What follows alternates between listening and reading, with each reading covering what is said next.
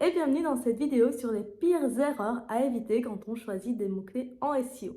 Ce sont des erreurs que tu fais peut-être toi aussi et qui t'empêchent d'avoir de meilleurs résultats sur Google. Et pourtant, si tu es rédactrice web, tu sais que le choix des mots-clés est hyper important. En choisissant les mots-clés des articles que tu rédiges, tu prends un rôle plus stratégique auprès de tes clients. Tu les aides à obtenir de meilleurs résultats en SEO et en plus tu les fidélises sur des missions de blog régulières en rédac. Bref, tout le monde est content, toi et ton client. Alors, si tu ressens de la confusion au moment de choisir tes mots-clés et si tu ne sais pas comment facturer cette prestation à tes clients, alors cette vidéo est pour toi. Voici les 7 erreurs à éviter dans le choix des mots-clés en SEO.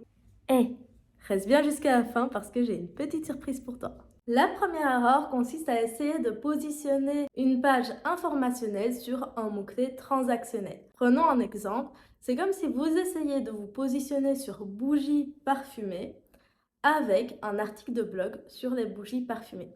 Ça ne peut pas marcher parce que votre article de blog ne respecte pas l'intention de recherche du mot-clé. En SEO, il y a deux intentions de recherche principales: informationnelle, transactionnelle. Informationnel, je cherche une information sur Google. Transactionnel, je cherche à acheter quelque chose sur Google, un service ou un produit. Si je tape sur Google bougie parfumée, généralement, c'est pas parce que je veux lire un article de blog qui me parle de bougies parfumées. C'est parce que je souhaite acheter une bougie parfumée. Je m'attends donc à tomber sur une page catégorie ou sur une fiche produit et pas sur un article de blog. C'est pourquoi essayer de positionner une page informationnelle sur un mot-clé transactionnel est une erreur en SEO. La deuxième erreur consiste à essayer de transformer un mot-clé transactionnel en mot-clé informationnel, sauf que ça n'a pas beaucoup de sens. Reprenons notre exemple de bougie. Le mot-clé bougie parfumée, c'est donc un mot-clé transactionnel.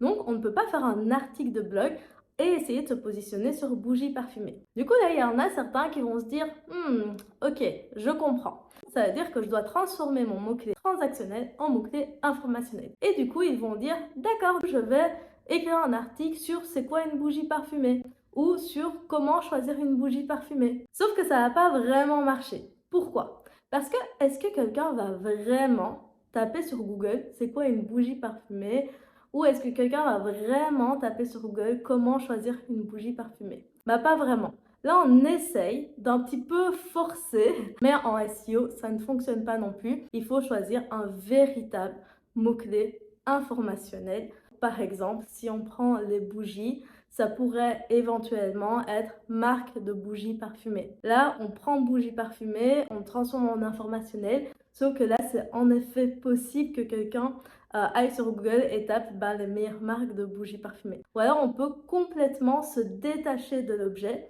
et se dire pourquoi quelqu'un aimerait acheter une bougie parfumée. Peut-être parce qu'il veut un intérieur cosy. Et du coup, on peut faire un article de blog sur comment rendre son intérieur plus cosy. Et là, on a une véritable intention de recherche informationnelle. Et alors, il y a un lien avec notre produit, on va attirer notre client idéal et on pourra parler de nos bougies parfumées dans cet article de blog et du coup vendre nos bougies de cette manière-là. Ça va beaucoup mieux fonctionner en SEO. Et donc, retenez bien pour cette deuxième erreur, il ne faut pas transformer un mot-clé transactionnel en mot-clé informationnel sans se demander avant si quelqu'un cherche vraiment des informations sur ce sujet. La troisième erreur est de ne pas prendre en compte les mots-clés avec 0 en volume de recherche. Quand vous faites votre analyse de mots-clés, vous analysez normalement le volume de recherche sur ce mot-clé.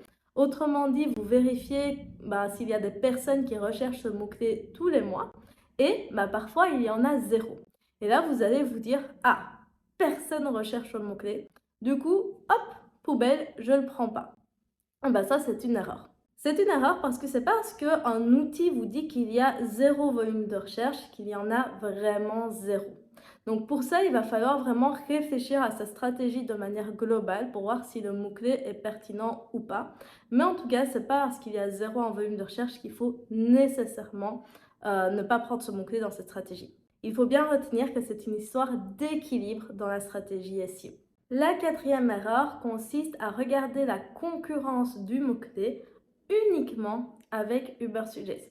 Donc sur Ubersuggest, si vous êtes familier avec cet outil, il y a une colonne concurrence Et alors, ça va vous dire votre concurrence, elle est à 10, elle est à 30, elle est à 40. Et en plus, ils utilisent un petit code couleur, soit c'est vert, soit c'est orange, soit c'est rouge. D'ailleurs, je connais pas mal de personnes, pas mal de rédactrices qui vont utiliser uniquement cet indicateur pour évaluer la concurrence. Donc, ils vont taper leurs mots-clés, ils ou elles vont taper leurs mots-clés sur Ubersuggest. Ils vont regarder la concurrence et là, la concurrence sera rouge. Ah, ben, c'est pas bon, ce mot-clé-là, il est trop concurrencé. Ou alors sévère, ah bah let's go, ça c'est un bon mot-clé, il y a peu de concurrence. Moi, je déconseille de faire ça. D'expérience, ce code couleur est assez faux. Moi, ce que je peux vous conseiller, c'est de regarder la concurrence, entre autres, avec le All-in Title. Pour moi, c'est ce qu'il y a de plus fiable et de plus simple. Donc, vous allez taper sur Google All-in Title votre mot-clé et vous allez regarder le nombre de résultats. Et en fonction de la fourchette, vous allez pouvoir évaluer si le mot-clé est peu concurrencé, moyennement concurrencé ou très concurrencé. Ça, plus une petite analyse rapide de la SERP pour voir qui sont les sites qui se positionnent en priorité et s'il est facile ou pas de les dépasser, ce sera beaucoup plus fiable que de simplement regarder le score Ubersuggest. Pour résumer la quatrième erreur, on ne vérifie pas la concurrence d'un mot-clé uniquement avec le code couleur Ubersuggest. La cinquième erreur consiste à ne pas mettre en place de planning édito et à chercher ces mots-clés uniquement pour le mois suivant. Alors pourquoi c'est une erreur? Parce qu'on ne peut pas réfléchir à la stratégie SEO de manière globale et donc on ne peut pas équilibrer une stratégie SEO. C'est très rare en réalité d'avoir le mot-clé parfait. Chaque mot-clé aura son utilité pour le site du client. Et en préparant un planning éditorial sur plusieurs mois, vous saurez exactement à quoi sert chaque article. Et par exemple, si un article a moins de volume de recherche, ben c'est pas grave parce que le but de cet article-là, c'est pas nécessairement d'apporter plus de trafic. Si un mot-clé a une concurrence plus difficile, ben c'est pas grave parce que si on se positionne pas directement dessus, c'est pas trop un problème, ou peut-être parce qu'il y aura des articles satellites qui viendront pousser cet article de blog-là. Bref, une stratégie SEO doit être pensée de manière globale et équilibrée, et c'est pour cette raison que de ne pas faire de planning édito, c'est une erreur. Sixième erreur, c'est de penser qu'il faut absolument des outils payants pour mettre en place une stratégie SEO pour trouver de bons mots-clés. Oui, il y a des outils payants et oui, ce sont de bons outils. Je ne vais pas remettre ça en cause, bien évidemment. Mais non, c'est pas obligatoire. Personnellement, j'ai un seul outil payant, c'est Ubersuggest que j'utilise pour analyser des sites de concurrents et pour plein d'autres petites choses.